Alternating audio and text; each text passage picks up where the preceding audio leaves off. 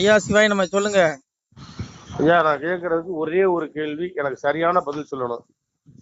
சொல்லிடுவோம். அண்ணாமலைக்கு பதவி கொடுப்பாங்களா கொடுக்க மாட்டாங்களா? யாருக்கு அண்ணாமலைக்கு கொடுப்பாங்க? தமிழகத்துல பாஜக கால் ஊழணுமா இல்ல மறுபடியும் நோட்டாவுக்கு போகணுமா? அண்ணாமலைக்கு பதவி கொடுப்பாங்கன்னா அண்ணாமலை திமுகவுக்கு ஜாலரா அடிக்கணும். சிங்சாங்னு அடிச்சா கொடுப்பாங்க. நீ ஏன் திமுக எதுக்குற? நாங்கெல்லாம் திமுக கூட அணைச்சி போல. அண்ணன் ஸ்டாலின் தமிழிசை அது சொல்லலையா? எவ்வளவு அழகா திமுக கூட உருவாடுறாங்க. அவங்களுக்கு 2 மாநில கவர்னர் பதவி கொடுக்கலையா? இலக்கணேசன் சொல்லவே வேண்டாம். மேடைக்கு மேடை திமுக புகழ்ந்திருக்காரு. பழைய வீடியோல எடுத்து பாருங்க. அப்போ அவருக்கு கவர்னர் பதவி.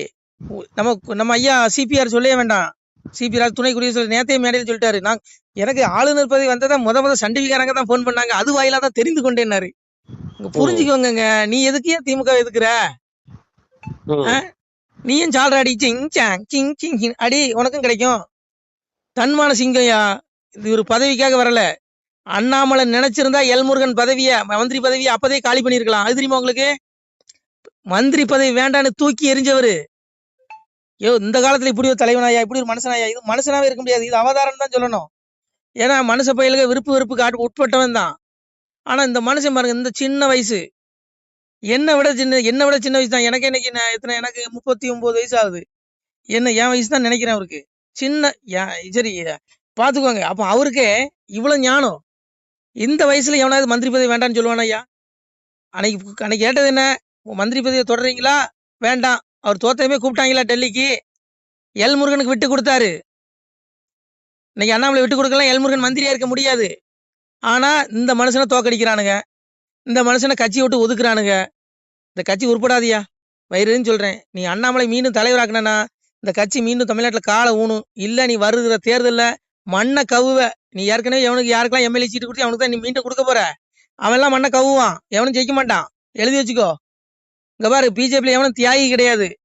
உண்மையான தியாகி யாரு தெரியுமா? பிஜேபி இருக்க தொண்டர்கள் மட்டும்தான். அண்ணாமலையும் சேர்த்துதான். அண்ணாமலையும் தன்னை தொண்டன்னு தான் சொல்றாரு. இவங்க தான் இந்த கட்சி வளரணும், தன்மானத்தோட சொந்த காலில் நிக்கணும்னு நினைக்கிறானே ஒழிய, ஹெச் ராஜா விட்டுருங்க, எல்முருகன் விட்டுருங்க. அவங்களும் களப்போராளிகள். அவங்களெல்லாம் ஏத்துதான் ஆகணும். அதனால அவங்களெல்லாம் நான் ஏத்துக்கிறேன். மீதி எல்லாத்தையும் எடுத்துடுங்க. எல்லாம் பதவி ஏறி பிடிச்சவனுங்க. நீ திமுக கூட வேணாலும் கூட்டணி வை, எனக்கு எம்எல்ஏ சீட்டை கொடுத்துரு, நான் ஜெயிக்கணும். இதுதான் இவனுடைய கொள்கை. எவன் கூட கூட்டணி மானங்கட்டு தான் இருக்கும். ஐயா இது என்னய்யா? மனுஷனுக்கு வேணா தன்மானம், பதவி கிடையாது. அதனாலதான் மனுஷன் பதவி. நீ ஏடிஎம்கே கூட கூட்டணி வச்சா நான் தலைவர் பதவி ராஜினாமா பண்ணுவேன்னு சொன்னாரு. சொன்னதை செஞ்சாரா? எவனாவது செய்வானாயா? பதவி வெறி பிடிச்சவன் எவனாவது செய்வானா? செய்ய மாட்டான். ஆனா இவருக்கு பதவிங்கிற ஆசையே கிடையாது. ஒண்ணு எழுதி வச்சுக்கோங்க. எல்முருகன் என்னத்தையா சாதிச்சிட்டாரு? எல்முருகன் அப்படியே அந்த மந்திரியானவனே அப்படியே தூக்கி நட்டிடுவாரு, கீழே அப்படியே திமுக பந்தாடிடுவாரு. நாங்க ஒண்ணுங்க எங்க இருக்காருன்னே தெரியல. நீ ஹெச்ராஜாவை கொடுத்துருக்கலாம் அந்த பதவியை, பேராசிரியர் சீனிவாசன் கொடுத்துருக்கலாம்.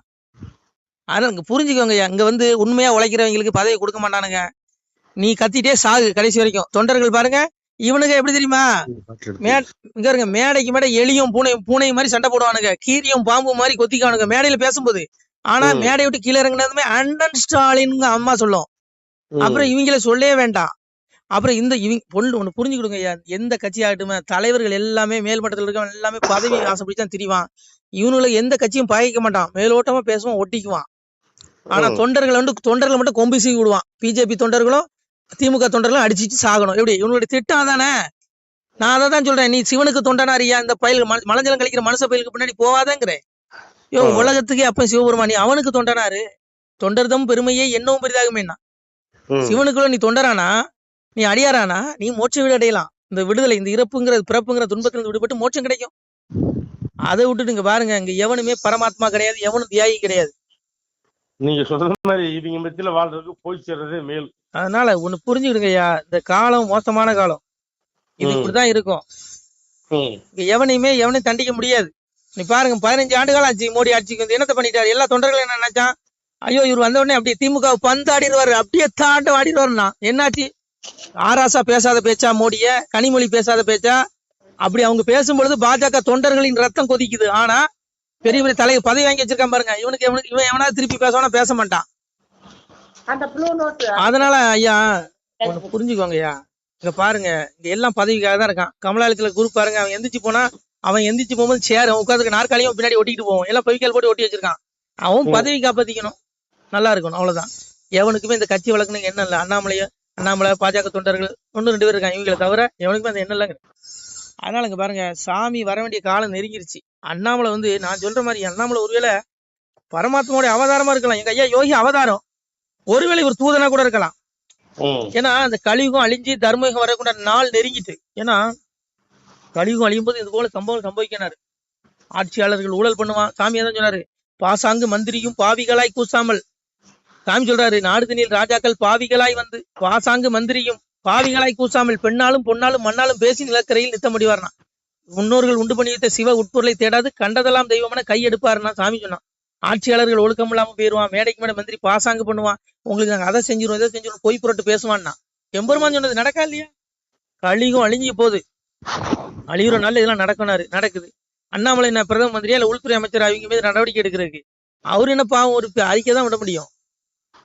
அதனால அங்க புரிஞ்சுக்கோங்க, பாரு தர்மயுகம் வரப்போகுது. எங்க அப்பன் பரம்பொருள் எந்த ரூபத்துல வேணாலும் இந்த பூமியில அவதரிச்சிருப்பான். நான் சொல்லல, இறைவனை எம்பெருமானை சொல்றான். மாயனோ அன்னைக்கு கலியனுக்கு சாமி சொன்ன புத்தி, மாயனோ உபாயத்தாலே மனுவது போலே ஆகி ஆயனர் குலமும் தோன்றி அவனியில் இருப்பான் கண்டீர். மாயத்தை அறியா நீயும் ஆளவே போக வேண்டாம், நியாயமாய் உரைத்தேன் ஐயா நம்முட அரசு கேட்கும். அன்னைக்கு எம்பெருமான் இறைவன் ஒரு சொரூபம் எடுத்து மனு சொரூபம் எடுத்து கலியனுக்கு புத்தி சொல்றான். கலிநீச மன்னனுக்கு இன்னைக்கு இருக்க அரசாங்கம் அந்த மந்திரி இருக்கா பாருங்க, இவங்களுக்கு அண்ணாமலை புத்தி சொல்றான். இந்த அண்ணாமலை புத்தி சொன்ன மாதிரி எனக்கு எங்க அப்பன் பரம்பொருள் கலியனுக்கு, இந்த கலியுகம் துரியனுடைய கடைசி ஆத்மா 7வது பிரிவு கலியனாக பிறந்தா அவனுடைய அரசாங்கம் தான் பூமி ஃபுல்லா நடந்துட்டு இருக்கு. அப்ப கலியனாக அவன் ஆளும்போது அவனுக்கு புத்தி சொல்றான் எங்க அப்பன் பரம்பொருள். டேய் மாயனாக இறைவன் மனு சொரூபம் மனிதனுடைய ரூபத்தில் எங்கு வேண்டாமானாலும் இருந்து இந்த யுகம் ஜோதிக்க இறைவன் வந்திருப்பான். அவனுடைய மாயத்தை அறியாத நீ மாண்டு நரகத்துல போய் விழுந்து செத்துறாதான்னு உனக்கு புத்தி சொல்றான் சாமி. அவன் கேட்டானா கேட்கல. அப்போ அது போலதான் இன்னைக்கு அண்ணாமலை இந்த ஃபைல்னு வெளியிட்டு இந்த மந்திரிகளுக்கு புத்தி சொல்றாரு. டே இதெல்லாம் பாவண்டா, ஆத்ம வாழ்வுதாண்டா நிரந்தரம். இந்த பாவ முட்டை கொண்டு போய் நரகத்துல ஆத்மாவை வீழ்ச்சி அடிச்சிடாங்க, நாசமா போயிடாதீங்க, 84 லட்சம் பிறவி கொடுத்து உங்களை கொண்டு எம்பெருமான் கொள்ளுவான்னு சொல்றான். கேட்க மாட்டான்.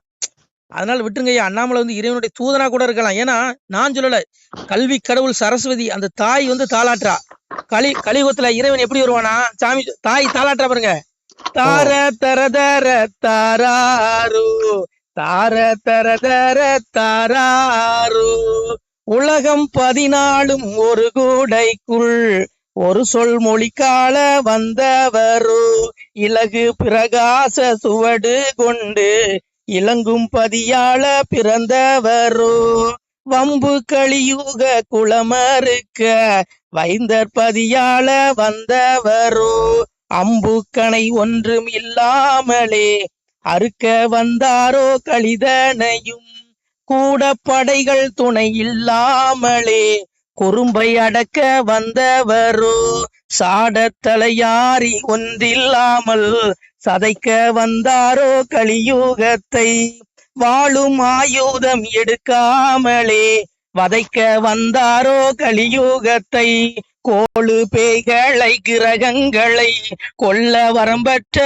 நாரணனோ காணா கருவான குருமூலமோ கர்த்தன் கர்த்தாதி கடவுள்தானோ தார தர தர தாராரோ தார தர தர தாராரோ. அன்னை கலைவாணி பாடுறா. தாய் கல்வி கடவுள் தாய் சொல்ற இறைவன் எப்படி வருவானா கலியுகத்துல? ஒரு 14 உலகத்தையும் ஒரு குடைக்கு கீழால எம்பெருமான் வருவான். ஒரு சொல் மொழிக்கால இலகு பிரகாச சுவடு கொண்டு, அதாவது எதா தித்ய கதம் தேஜோ ஜகத் பாசி தேசிகளும் சந்திரமசி எச்சாக்கனோ தத் தேஜோதி மாமாங்கிற, அதாவது இறைவன் எப்படி எத்தன்மையானவனா, ஒரே நேரத்தில் 1000 சூரியன் உதித்தால் எவ்வளவு வெளிச்சம் கிடைக்குமோ அவ்வளவு அதையும் விட அதிகமான ஒளி பொருந்தியவனா. ஒரு சூரியனுக்கு எவ்வளவு வெளிச்சம்னா இந்த ஒரு சூரியன் நம்ம கண்ணில் பார்க்க முடியாதா? முடியாது. அப்ப 1000 சூரியனை விட அதிகமான ஒளி உடையவனா. அப்பேற்பட்ட இறைவன் எங்க அப்பன் பரம்பொருள் எங்க அப்பா இந்த உலகத்துல எப்படி வருவானா, இலகு பிரகாச சுவடு கொண்டு வருவானா. இந்த கலியுகத்தை இருக்க வம்பு கலிக குளம் இருக்க வருவானா. அம்புக்கணை ஒன்னும் எடுத்துட்டு வர மாட்டான். ஏன்னா இவனு புழுப்பூச்சி, இவனுல கொள்றதுக்கு இந்த நீச குளம், இந்த படுபாவிகள், இந்த மாதிரி ஊழல் பண்ற பாருங்க, இந்த பெருச்சாளிகள், இந்த ரவுடிப்பைய, இந்த காட்டு மிராண்டிகள், இவனுகள் எல்லாம் அழிக்கிறதுக்கு எங்க அப்பன் சொல்ற பாருங்க அம்புக்கணை. எங்க அம்மா சொல்ற அம்புக்கணை ஒன்னையும் கொண்டு வர மாட்டான். ஏன்னா இவன் புழுப்பூச்சி, இவனை நசுக்கிறதுக்கு எதுக்கடா அம்புக்கணைங்கிறா. அப்புறம் கூட படைகளை கூட்டிட்டு வர மாட்டானா. ஏன்னா இறைவன் ஒவ்வொரு யுகத்திலையும் பாத்தீங்கன்னா கூட படைகளோட வந்தான். சங்கு சக்கரத்தோட வந்தான், பெரிய அந்த சொரூபத்துல வந்தான். அன்னைக்கு சூரனை அழிக்கிறதுக்கு எங்க அப்பன் வேலாயுதத்தை எடுத்துட்டு வந்தான். இப்படி ஒவ்வொரு யுகங்களும் பாத்தீங்கன்னா ராவணனை அழிக்கிறதுக்கு ராமபாணத்தை கொண்டு வந்தான். இப்படி ஒவ்வொரு யுகங்களிலையும் அசுரர்களையும் இந்த இந்த அசுர கூட்டங்களை அழிக்கிறதுக்கு ஆயுதத்தை கொண்டு வந்தான். ஆனா இந்த கலியுகத்துல அப்பா என்ன பண்ணுவானா, ஆயுதமே கொண்டு வர மாட்டானா. அதான் சொல்றாம இருக்க, வாழும் ஆயுதம் எடுக்காமலே வதைக்க வந்தாரு கலியுகத்தை. அப்போ எந்த இதுவே கொண்டு வர தனி மரமா சிங்கிளா ஒரு சாதாரண மனுஷனை போல வருவானா. அப்பா கலைவாணி சொல்றா தாய் சரஸ்வதி. அப்போ அண்ணாமலை பாருங்க, ஒரு மனுஷன் ஒத்த மனுஷன், அவர் பின்னாடி பிஜேபிங்கிற கட்சி கூட இப்ப எல்லாம் ஓர கட்டிட்டானுங்க. ஆனா அத்தனை ஊழல்வாதி மந்திரிகள் கண்ணுல விரல விட்டு ஆட்டுறான் பாருங்க. சாதாரண மனுஷனால இந்த வேலை செய்ய முடியாதுயா.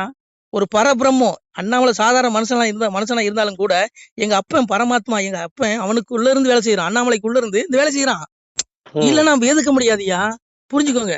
சாதாரண ஆளு எதுனா எவன காணாம போயிட்டான் திமுக எதிர்த்து. இன்னைக்கு இந்த மனுஷன் ஒரு ஆளு நின்று கூட படைகள் இல்ல, அம்பு ஆயுதங்கள் இல்ல, ஒரு அப்படி தண்ணி வர ஒரு மைக்க பிடிச்சிட்டு கதற விடுறான். அப்போ அன்னைக்கு எங்க தாய் அன்னைக்கு கலியுகம் அழிகிற நாள்ல இந்த பாவிகளுடைய கொட்டத்தை ஆட்டத்தை அடக்கிறதுக்கு இறைவன் மனுச்சுரூபத்துல வருவான் அப்படின்னு கலைவாணி பாடுறா. ஆனா வரும்போது ஆயுதங்களை எடுத்துட்டு வர மாட்டான், கூட படைகளை கூட்டிட்டு வர மாட்டான். ஆனா இவனுங்களை அழிச்சிருவான்னு சொன்னான். நடக்கா இல்லையா? சாமி வந்துட்டாரா இல்லையா? அத்தனை பயில்கள் எத்தனை கோடி ஒண்ணா இருக்கட்டுடா, உன் தூக்கத்தை கெடுத்துட்டானா? நீ தூங்குறியா நிம்மதியா? இல்ல உன்னை தூங்க விட மாட்டான். அதுதான்டா சாமி. அததான் எங்க அப்பன் பரம்பரை சொன்னான். இறப்ப வடிவாய் இருந்து கலிதனையும் பிரம்மமாய் நின்று பக்தி சோதித்தேனாம், எங்கும் இருந்து எரிப்போம் கலிதனையும், சங்கில் இறந்து தான் வளர்ப்பேன் அன்போரேங்க. என் பிள்ளைகள் சாதுக்களை நான் இறப்புக்கு அப்புறம் அவனுக்கு மோட்ச விடு, என்னுடைய நித்திய விடு வைகுண்டத்துக்கு அழைச்சிக்கிறேன். ஆனா இந்த கலிநீச படுவாவிகளை மறைபொருளாக, கண்ணுக்கு புலப்படாத மறைபொருளாக இருந்து இவனுடைய நாள் முடிஞ்சதும் எவனை அனுப்பி அவனை கூப்பிட்டு நடு கேட்கிறேன், நரகத்துல தள்ளி ஆக்கினை தண்டனை கொடுத்த பிறகு இறப்புக்குரிய மண்ணுலகளை 84 லட்சம் பிறவி கொடுத்து இவனை கொன்னு எடுக்கிறேங்க. இவனுங்களா இன்னும் 1000 கோடி 50,000 கோடி வச்சுட்டு போடா, எவ்வளவு நாள்டா உனக்கு? 100 வருஷம் வாழ்ந்துருவா, அவ்வளவுதான். அப்பா கூடுவான், அழைப்பு வரும் அங்க இருந்து. புரியுதா உங்களுக்கு? அதனால பாருங்க, அப்பா அப்படி இல்லது ஒரு பயிலும் தப்ப முடியாது. தேடிக்க அப்பாவ தேடுனா உனக்கு முக்தி. அதனால அங்க பாருங்க, அந்த கலியுகம் இப்படிதான் அழியும். நான் சொல்லல, அப்பா சொல்றான் பாருங்க, அண்ட பகீரண்டம் வெள்ள ஒரு ஆயுதம் வந்திருக்குதடா, அண்ட பகீரண்டம் வெள்ள ஆயுதம் வெடித்ததுண்டால் துண்டு துண்டாய் போய் விடுவீர், துணை உண்டோ உங்களுக்கு? குலத்தை கெடுக்கின்ற கோடாரி காம்பது போல் உங்களுடைய பாவம் உங்களுக்கு சத்துருவாய் இருக்குதடா. குளத்தை கெடுக்கின்ற கோடாரி காம்பது போல் உங்களுடைய பாவம் உங்களுக்கு சத்துருவாய். நான் செஞ்ச பாவம், நீங்க செஞ்ச பாவம். நம்ம இத்தனைக்கு 7 யுகம் 4 யுகம் தான் கணக்கு இருக்கு. கிரேதா திரேதா தோபர்களி 7 யுகம் கணக்குல அந்த யுகம் எத்தனை லட்சம் ஆண்டு இருந்ததுன்னு தெரியல. அத்தனை லட்சம் ஆண்டுகள் நம்ம பிறந்திருக்கோம், பிறந்து செத்துருக்கோம். அந்த யுகங்களில் நம்ம முக்தி அடையல. அதனால அந்த யுகங்களில் பிறந்த கர்மவினை அனுபவிப்பதற்காக இன்னைக்கு அணு ஆயுதம் கண்டுபிடிச்சு வச்சிருக்கான் பாருங்க. அண்டபகி 2 வெள்ள ஆயுதம் வெடித்ததுண்டால் துண்டு துண்டாய் போயிடுங்க. அன்னைக்கு அணு ஆயுதம் ரஷ்யா பண்றான், அமெரிக்கா பண்ண போறான். இது எல்லாம் யாரு? இந்த ஆயுதம் அப்பா நீ செஞ்ச பாவடா. இப்படி நீ மரணித்தால் நீ செய்த பாவங்கிறான். குளத்தை கெடுக்கின்ற கோடாரி காம்பது போல் உங்களுடைய பாவம் உங்களுக்கு சத்துருவா இருக்குதான். துண்டு துண்டா போவீங்க, நீ துண்டு துண்டா போயிருவீங்க. நடக்க இல்லையா? அதான் சொன்னான், கண்ணுக்குள் மணியையான காரண குருவேனியான விண்ணுக்குள் எவர்க்கும் ஞான வெளிச்சுடர் ஆனமூர்த்தி ஒண்ணுக்குள் ஒன்றாகி உலகம் ஈரல் அனைத்தும் காக்கும் அணுவுக்கும் கடந்த ஜோதி அறிவுளும் அறியாதுங்கிறான். இந்த உலகத்தை அளிக்கிற அணு ஆயுதமும் அவன் தான், சிவபெருமான் தான், எங்க அப்பன் தான். அதனால இங்க பாருங்க, உடல் அழிஞ்சிரும், எவனாலையும் காப்பாற்ற முடியாது இந்த உடலை. ஆனா ஆத்மா உலகமே அழிஞ்சாலும் அழியாது. எந்த அணு ஆயுதத்திலும் ஆத்மா அழிக்க முடியாது. அந்த ஆத்மா அப்பாவுடைய வீட்டுக்கு போகணும், மோட்சத்தை தேடிக்கிங்க. இல்லைன்னா 84 லட்சம் பிறவி புழு விலங்கு பறன்னு எடுத்து சாவுவீங்க. நான் சொல்ல, அப்பா சொல்றான். நம சிவாய. திருச்சிட்டம்பலம். சிவாய நம. திருச்சிட்டம்பலம், தில்லையம்பலம், பொன்னம்பலம். சிவாய நம. உறவுகளே, சிவ அன்பர்களே, தற்போது தாங்கள் இந்த வீடியோவில் பார்க்கக்கூடிய இடத்துல ஒரு சிவாலய திருப்பணி ஒன்று நடந்து கொண்டிருக்கிறது. இந்த இடத்துல பார்த்தீங்கன்னா, முன்பு ஒரு காலத்தில் ஒரு சிவாலயம் இருந்திருக்குது. அதாவது இந்த ஏரியா இப்போ ஒரு தென்னை மரங்கள் பனை மரங்கள் சூழ்ந்த காடாக இருக்கிறது. முன்பொரு காலத்தில் இங்கே ஒரு ஊர் இருந்ததாக சொல்கிறாங்க. ஆனால் இப்போது சுற்று வட்டாரத்தில் 5 கிலோமீட்டர் சுற்றுலா ஊரே கிடையாது, காடு. இப்போ இந்த இடத்துல ஒரு சிவாலயம் அமையிருக்கிறது. இந்த சிவாலயத்தில் இருந்த அந்த சாமியுடைய திருமேனியை எடுத்து வச்சிட்டோம். திருப்பணி முடிஞ்சதுக்கப்புறம் பிரதிஷ்டை பண்ண இருக்கிற உறவுகளே, தற்போது இந்த வீடியோ பார்க்கக்கூடிய உறவுகள் தங்களால் முடிந்தால் ஒரு சின்ன உதவி செஞ்சு கொடுங்க. எங்கள் இடத்துல பொருளாதாரம் இல்லை. அதனால் பார்த்திங்கன்னா அந்த வேலையெல்லாம் அப்படியே நின்று போச்சு. பாருங்கள், இந்த அப்படியே பாதியிலே நிற்கிது இந்த சிவாலய திருப்பணி. பக்த கோடிகள், அன்பு உள்ளங்கள், தயவுசெய்து நீங்கள் உதவி செய்ய விருப்பமுள்ள உறவுகள் உதவுங்க. உங்களுக்கு கோடி புண்ணியம் கிடைக்கும். இந்த சாமியோடைய அருள் அனுகிரகம் உங்களுக்கு கண்டிப்பாக கிடைக்கும். இது ஒரு புகழ்பெற்ற சிவாலயம் கூட சொல்லலாம். சாமியோட திருமேனியை எடுத்து வச்சிட்டோம். இந்த இடத்துல பார்த்தீங்கன்னா ஒரு வாசி தண்டம் இருக்குது. அந்த காலத்தில் ஒரு முனிவர் யாரோ தவம் செஞ்சுருக்காங்க. அவங்களுடைய வாசி தண்டம் அவர் திருக்கரங்களால் எழுதின ஓலைச்சுவடி கூட இன்றும் இருக்குது, இன்னும் பாதுகாக்கப்பட்டு வருது. அது கோயில் திருப்பணி முடிஞ்சதுமே அதையும் நாங்கள் அந்த வழிபாட்டுக்கு வச்சுடுவோம். இந்த சிவாலய திருப்பணி வந்து சாமி திருநாமம் வந்து முக்தீஸ்வரர் அப்படிங்கிற திருநாமத்தில் வழங்குறாரு. நெல்லை மாவட்டம் நாங்குநேரி தாலுகாவில் இந்த சிவாலயம் அமைய இருக்கிறது உறவுகளே. இந்த வீடியோ பார்க்கக்கூடியவங்க ஒரு 2 பேருக்காவது கொஞ்சம் ஷேர் பண்ணுங்கள். இந்த வீடியோ பார்க்கக்கூடிய யாராவது ஒரு சின்ன உதவி செஞ்சால் இந்த ஆலய திருப்பணி வந்து கண்டிப்பாக நாங்கள் வெற்றிகரமாக முடிச்சுடுவோம். பாருங்கள், அந்த வேலை எல்லாமே அப்படியே நிற்கிது. கல்லெல்லாம் இறக்கி போட்டிருக்கோம். இன்னும் நிறைய கற்கள் தேவைப்படுது. சுவாமியோடைய அந்த திருக்கோபுரம் பார்த்திங்கன்னா லிங்க வடிவிலே அமைக்க இருக்கிறோம். உதவுங்கள் உறவுகளே. உங்களுக்கு அப்பா சிவபெருமானுடைய அருள் நிச்சயம் கிடைக்கும். எம்பெருமான் சொல்வான், வாழுவீர் தாழ்வில்லாமல் மக்களும் கிளைகள் கொஞ்சி நாளுமே மகிழ்ச்சியை கூர்ந்து நலமுடன் வாழும்போது நீளுமே எனது செங்கோல் நீதியும் நெறிபோல் வந்து ஆளுமே உங்கள் தன்னை அன்புடன் அலையாவண்ணம். உங்களை எம்பெருமானுடைய அப்பாவுடைய திருவாசகத்தாலேயே வாழ்த்துறோம் உறவுகளே. ஆணுடன் பெண்ணும் பெற்று அதிகமாய் செல்வமாகி தானுடன் நினைவுமுற்று தர்மமும் நெறியும் கற்று வேணும் நீள் காலமெல்லாம் வெள்ளியர் உடனே வாழ்ந்து போனுதல் கமலநாதன் பொற்பதம் பெற்று வாழ்வீர். அந்த ஈசனுடைய பொற்பதம் நிச்சயம் கிடைக்கும். உங்களுக்கு இகத்திலும் சுகம், பரத்திலும் சுகம். உங்களுடைய கர்ம வினைகள் மன்னிக்கப்பட்டு உங்களுக்கு நிச்சயம் மோட்ச வீடு கிடைக்கும். இகத்தில் பூரண ஆயுளுடன் நோய் நொடி இல்லாமல் வாழ்ந்து நீங்கள் பரவாழ்வும் பெறுவீர்கள் உறவுகளே. மக்களே, நீங்கள் எல்லாம் வாழ்பொன்னம் பதியிற் சென்று முக்கியமான யுகநில மதிலே தன்னால் கக்கிய பொன்கள் ஸ்வர்ணம் கைமணம் குளிர அன்னம் பொக்கிஷம் நிறைய வைத்து புகழ உண்டு இனிதாய் வாழ்வீர். இந்த இகவாழ்வும் பரவாழ்வும் உங்களுக்கு சுகப்பட அப்பன் ஈசனர்களால் வாழ்த்துகிறோம். இந்த திருப்பணிக்கு உதவி செய்ய ஒரு ஜிபே எண் சொல்கிறோம். இந்த எண்ணில் நீங்கள் உதவலாம்.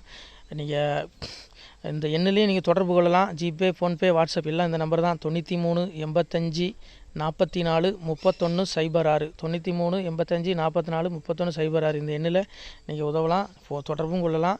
வாட்ஸ்அப்பு இந்த எண்ணு தான், ஜிபே இந்த எண்ணு தான் உறவுகளே. முடிந்தளவுக்கு 2 பேருக்காக ஷேர் பண்ணுங்கள். இந்த வீடியோ பார்க்கக்கூடிய யாராவது ஒருத்தர் சின்ன உதவி நீங்கள் வந்து பெரிய அளவில் செய்யணும் கூட, நீங்கள் ₹1 நீங்கள் தந்தாலும் மனசார வேண்டி ஏற்றுக்கிறோம் உறவுகளே. உதவுங்கள். முடிஞ்ச அளவுக்கு கொஞ்சம் ஷேர் பண்ணுங்கள். நன்றி. சிவாய நம. திருச்சிட்டம்பலம், தில்லையம்பலம், பொன்னம்பலம்.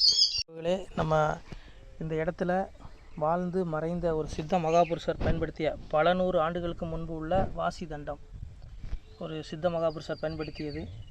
அவர் திருக்கரங்களால் எழுதிய அந்த ஓலைச்சுவடி கூட பாருங்கள், இன்னும் பாதுகாக்கப்பட்டு வருது. இந்த சிவாலயம், நம்முடைய இந்த சிவாலய திருப்பணி முடிந்ததுமே எம்பெருமான் அவர் எழுதிய அந்த சிவனை பற்றி புகழ்ந்து எழுதிய அந்த பாடல் வரிகள் இதில் இருக்குது. இந்த வாசி தண்டம் அவர் பிரதிஷ்டை செய்த அந்த லிங்க திருமேனியையும் இந்த இடத்துல நாம் இந்த ஆலயம் கட்டி நாம் பிரதிஷ்டை செய்திருக்கிறோம். அனைவரும் இந்த ஆலய பிரதிஷ்டைக்கு கண்டிப்பாக வரணும். முடிஞ்ச அளவுக்கு வீடியோ பார்க்குறவங்க உதவி பண்ணுங்கள் உறவுகளே. பொருளாதாரம் இல்லாமல் திருப்பணி நின்று போச்சு. முடிஞ்ச அளவுக்கு ஷேர் பண்ணுங்கள், உதவுங்க. நன்றி. நம சிவாய. திருச்சிட்டம்பலம், தில்லையம்பலம், பொன்னம்பலம். இந்த புண்ணியபலம் தங்களுக்கு கோடான கோடியாக வரும் உறவுகளே. நம சிவாய.